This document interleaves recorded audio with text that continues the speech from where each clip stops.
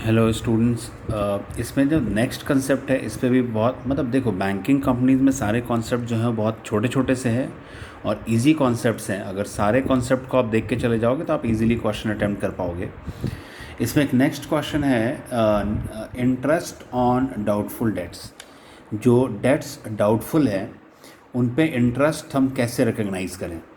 तो previous video में मैंने बताया था कि परफॉर्मिंग एसेट पे हम अक्रूवल कॉन्सेप्ट अप्लाई कर लेते हैं और जैसे ही ड्यू होगा उसको इनकम रिकग्नाइज कर लेंगे। नॉन परफॉर्मिंग एसेट्स में जब एक्चुअली रिसीव होगा तभी रिकग्नाइज करोगे। तो इस केस में जैसे नॉर्मल एंट्री क्या है, customers loan account to interest. Normal entry ये है कि इंटरेस्ट को जब रिकग्नाइज करना होगा तो आप customers loan account debit to interest account लिखोगे। लेकिन जब इंटरेस्ट डाउटफुल डेट्स की बात करें, जहाँ पे एसेट ऑलमोस्ट नॉन परफॉर्मिंग है और डाउटफुल हो चुका है, तो उस पर इंटरेस्ट हम रिकग्नाइज ऐसे करेंगे कि एक टेम्प्रेरी अकाउंट ओपन करेंगे, इंटरेस्ट सस्पेंस अकाउंट, और जब इंटरेस्ट रियलाइज़ हो जाएगा तो इंटरेस्ट सस्पेंस अमाउंट हम ट्रांसफ़र करेंगे इंटरेस्ट अकाउंट में। और अगर मान लो वो इंटरेस्ट रियलाइज़ नहीं होगा तो इंटरेस्ट सस्पेंस वाली एंट्री को ही कैंसिल कर देंगे। जैसे यहाँ पे देखो, customers loan to interest suspense किया, मतलब पहले कस्टमर को डेटर बना के इंटरेस्ट सस्पेंस क्रेडिट किया, फिर इंटरेस्ट सस्पेंस टू इंटरेस्ट किया, और उसके बाद जो अगर ये इंटरेस्ट सस्पेंस टू इंटरेस्ट तब करेंगे जब इंटरेस्ट हमें रियलाइज़ हो जाए। लेकिन अगर इंटरेस्ट रियलाइज़ नहीं होगा तो interest suspense to customers loan, फिर आप उसको क्या करेंगे, उसको कैंसिल कर देंगे। फर्स्ट एंट्री को आप रिवर्स कर दोगे, यानी customer loan to interest suspense को आप रिवर्स करके interest suspense to customers loan कर दोगे।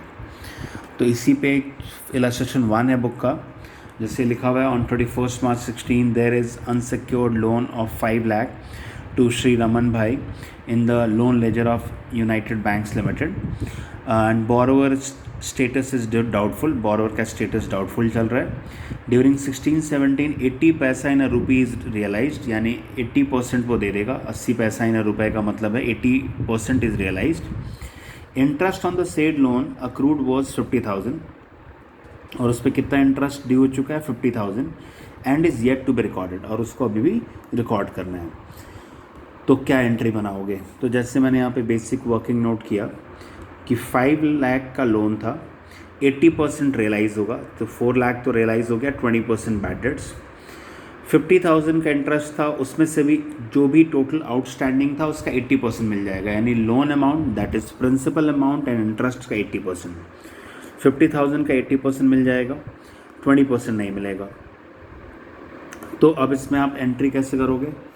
जो इंटरेस्ट 50,000 है तो रमन्स भाई loan account debit to interest suspense, उस पर पहले 50,000 आप रिकग्नाइज करेंगे क्रेडिट साइड पे।